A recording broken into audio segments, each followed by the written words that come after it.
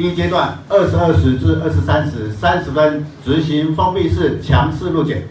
第二阶段23时30分至凌晨30分执行大型场所临检。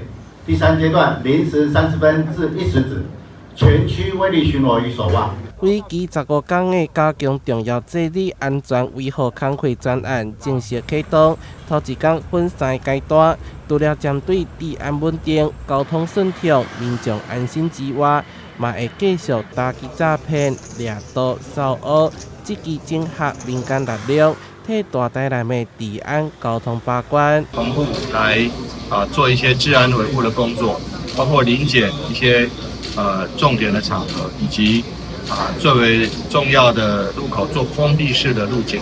诈骗也可能在这个这个时候横行，包括抢劫啦，或者包括盗窃、窃盗，这都可能层出不穷。因此，在这段时间，我们一定要严格这个打击犯罪。这天，市长黄伟綽特别伫第9分局主持勤务行政教育，随后前往北安路视察路检状况，慰问值班警员，致敬红包，感谢辛劳。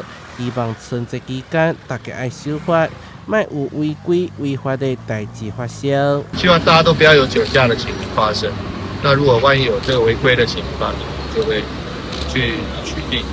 那希望说大家都平安，不要做违法的事情。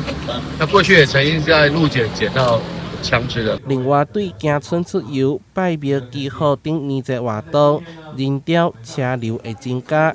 市警局会结合义警、义交、民防、巡守、志工等民间力量，全力替治安以及交通共同打拼，让市民安心过好年。